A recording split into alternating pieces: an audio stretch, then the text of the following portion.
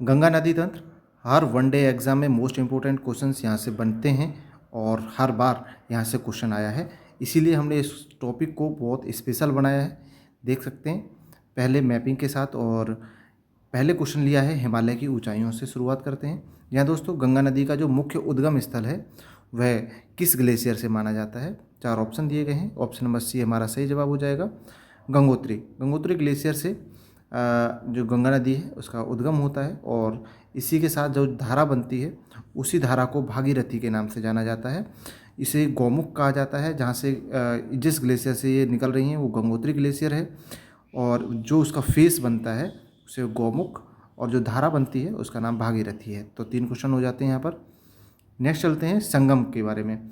हमें यहाँ पर कई सारे संगम देखने को मिलेंगे जिनके बारे में क्वेश्चंस आएंगे सामने भी। सबसे पहले हम बात कर लेते हैं कि भागीरथी और अलकनंदा नदियों के स्थान किस स्थान पर मिलने से गंगा का निर्माण होता है। यहाँ दोस्तों जैसे कि हम मैप में देख सकते हैं, ये एक भागीरथी नदी आ रही है और एक अलकनंदा नदी, और यहाँ पर आकर मिल रही हैं, और यहाँ पर ये देव प्रयाग बना रही हैं।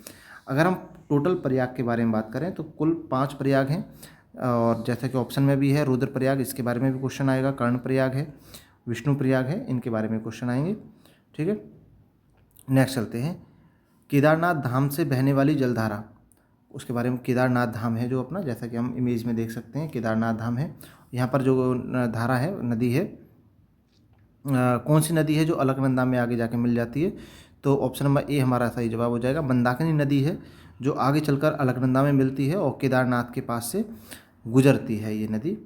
ठीक है, और यहाँ पर ये रुद्रप्रयाग बनाती है, जैसा कि हम देख सकते हैं कि जब मंदाकिनी नदी अलकनंदा से मिलती है तो वह रुद्रप्रयाग बनाती है। ठीक है, very good very good. Next चलते हैं। वीडियो काफ़ी इंपॉर्टेंट रहेगा, तो साथ ही आप यूट्यूब चैनल को सब्सक्राइब कर लीजिए। देवप्रयाग से पहले गंगा का प्रारंभिक रूप क्या है? ठीक है, देवप्रयाग से पहले की बात कर रहे हैं हम। देवप्रयाग में अलकनंदा से मिलने से पहले मुख्य धारा किस नाम से जानी जाती है? तो हमने अभी तक पढ़ा है भागीरथी।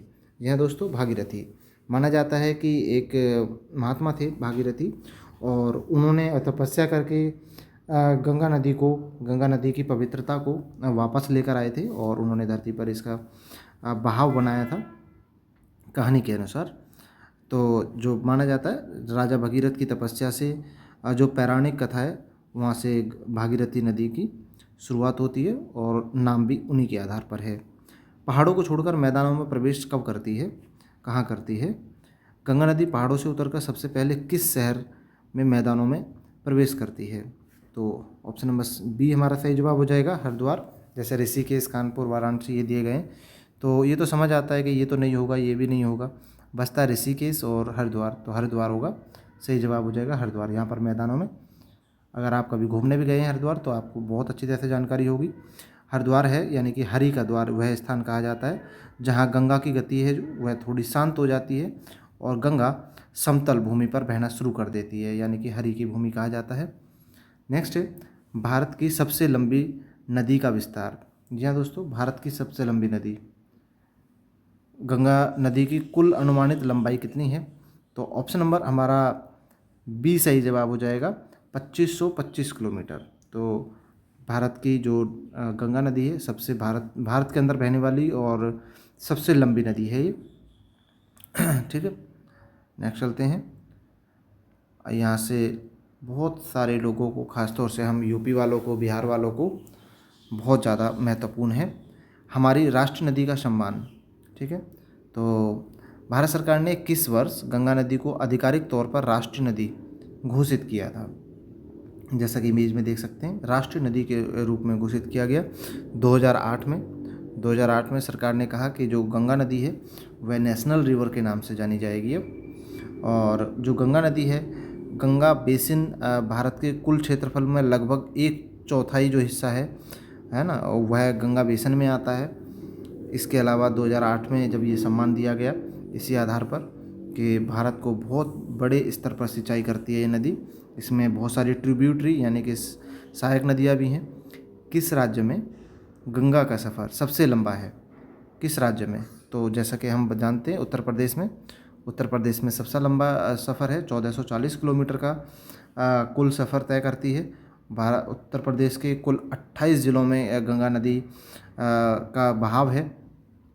और सबसे ज़्यादा यहाँ पर देख सकते हैं हम मैप में भी कितना अच्छा सुंदर मैप लगा हुआ है। और ये इस तरह से गंगा नदी है ना, 2 हिस्सों में बट जाती है आगे चल के। नेक्स्ट है उसके बारे में भी बात करेंगे। वह राज्य जहाँ से मुख्य धारा नहीं गुजरती है। 4 ऑप्शन दिए गए हैं जहाँ से गंगा नदी नहीं बहती है। झारखंड से, मध्य प्रदेश से, उत्तराखंड से, बिहार से। ठीक है, तो चारों ऑप्शन में से सही जवाब हो जाएगा मध्य प्रदेश। गंगा नदी मध्य प्रदेश में नहीं है। वहीं बात करें हम झारखंड के बारे में तो लगभग 40 किलोमीटर झारखंड में, यानी कि सबसे कम जो गंगा नदी बहती है झारखंड में। उत्तराखंड में तो उद्गम ही हो रहा है, बाकी उत्तर प्रदेश और बिहार में मुख्य है, पश्चिम बंगाल में भी। इसके अलावा बात कर लेते हैं गंगा नदी जो है जो मध्य प्रदेश में नहीं गुजरती है। हालांकि वहाँ की जो कुछ सहायक नदियाँ हैं वे आके गंगा नदी यमुना नदी में मिलती हैं। जैसे कि चंबल हो गया, बेतवा हो गया, ये जो गंगा की सबसे बड़ी सहायक नदी है यमुना, और वहाँ पर रास्ते में मिलती हैं और इस तरह से हिस्सा भी बनती हैं।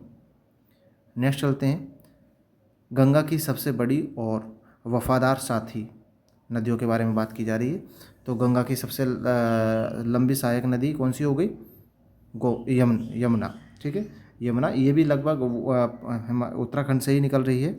और जैसा कि हमने पहले भी देखा कि किस ग्लेशियर से निकल रही है, तो यमुनोत्री नाम से ग्लेशियर है, वहाँ से यमुना नदी निकल रही है। और दिल्ली, गाज़ियाबाद इस रास्ते से होती हुई यह नदी प्रयागराज में गंगा नदी से मिल जाती है।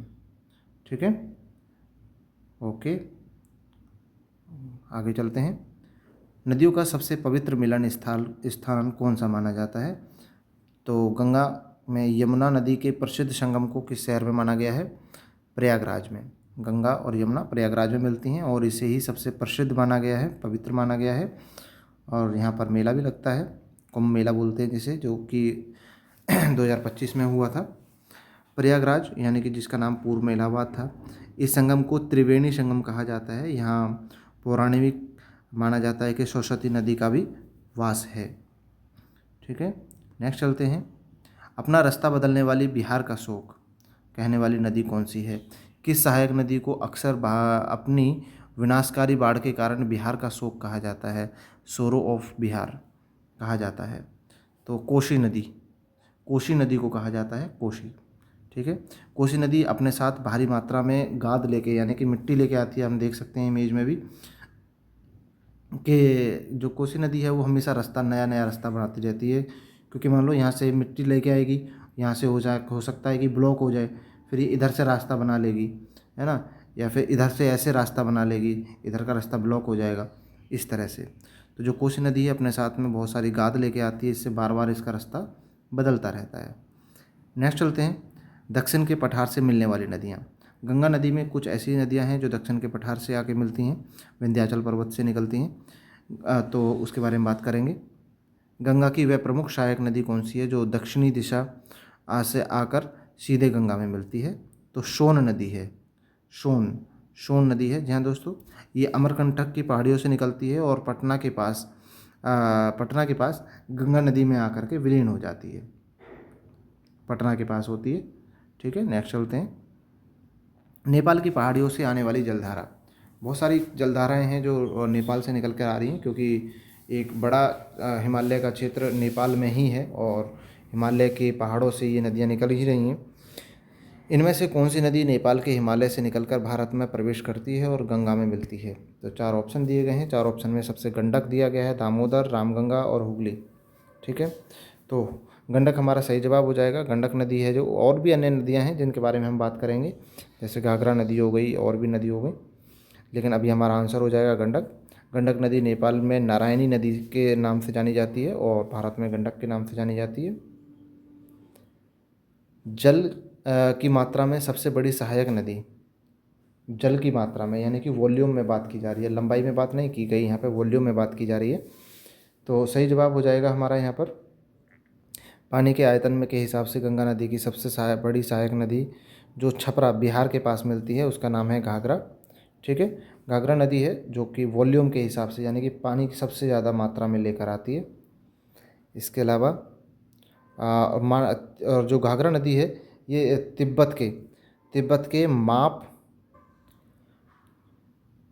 चाचुंगो नाम का एक ग्लेशियर है, वहाँ से उद्गम हो रहा है घाघरा नदी का। नेक्स्ट चलते हैं गंगा के तट पर बसे सबसे बड़े शहर के बारे में।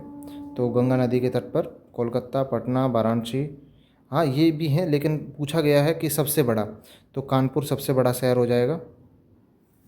और जो कानपुर शहर है ये चमड़ा के लिए और कपड़ा के उद्योग के लिए सबसे ज़्यादा फेमस है। और ये लगभग जो गंगा का दाहिना हिस्सा है, राइट हैंड साइड पर अवस्थित है। कई बार इस तरह के क्वेश्चन भी बन जाते हैं कि राइट हैंड साइड पर है, लेफ्ट हैंड साइड पर है। नेक्स्ट है जल प्रवाह को नियंत्रण करने वाला विशाल बैराज कौन सा है? ठीक है, तो हुगली नदी में पानी का प्रवाह बनाए रखने के लिए प्रसिद्ध फरक्का बैराज है, वह किस राज्य में है? तो पश्चिम बंगाल में है। पश्चिम बंगाल में एक फरक्का नाम से बैराज है जो वाटर कंट्रोल करता है हुगली नदी में। और गंगा नदी आगे चल के दो हिस्सों में बट जाती है, जिसमें एक नाम हुगली बनता है हमारा।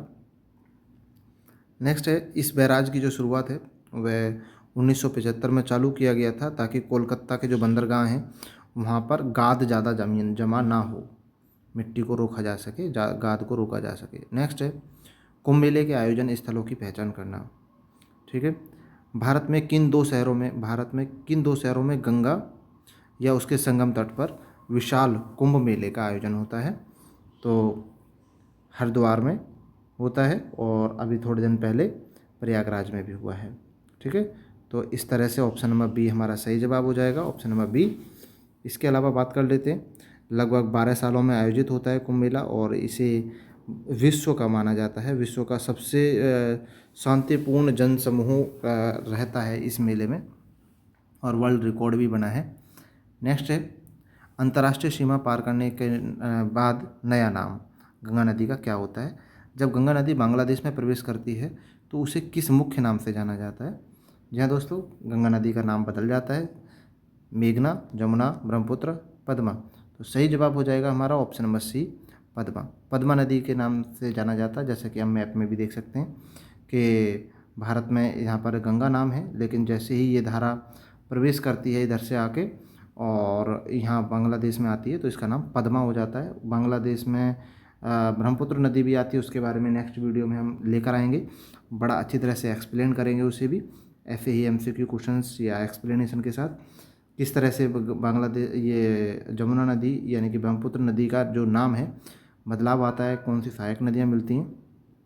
ठीक है, और ब्रह्मपुत्र नदी में जाकर मिल जाती है, जिसे जमुना कहा जाता है बांग्लादेश में, गंगा नदी। दुनिया का सबसे बड़ा और अनोखा डेल्टा के बारे में बात कर रहे हैं। डेल्टा के बारे में देखो, जैसे इमेज में भी देख सकते हैं, इस तरह से डेल्टा बनाती है नदी, क्योंकि गाद है, इसमें बहुत सारे जैविक तत्व होते हैं।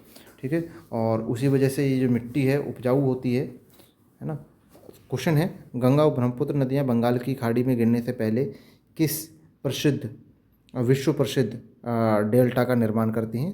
तो ऑप्शन नंबर बी हमारा सही जवाब हो जाएगा, सुंदरवन डेल्टा। ठीक है, सुंदरवन डेल्टा है जो वह रॉयल टाइगर्स के लिए, रॉयल बंगाल टाइगर्स का घर भी माना जाता है। और यहाँ पर ये जो पेड़ दिख रहे हैं ना आपको, इन्हें मैग्रेव बोला जाता है, मैग्रेव पेड़ होते हैं, मैग्रेव जंगल होता है यहाँ पर इन्हीं, क्योंकि इनकी जड़ें इस तरह से दिखाई देती हैं। तो इस तरह से हमने गंगा नदी का एक चैप्टर लगभग कंप्लीट कर लिया है, और ये क्वेश्चंस काफ़ी इंपॉर्टेंट होते हैं अब हर एग्ज़ाम में। नेक्स्ट टॉपिक लेकर आएंगे, तब तक हमारे यूट्यूब चैनल को सब्सक्राइब कर लीजिए। बहुत अच्छा रहा, आप अपना एक्सपीरियंस ज़रूर कमेंट सेशन में लिखकर बताएं कि आपको वीडियो कैसा लगा।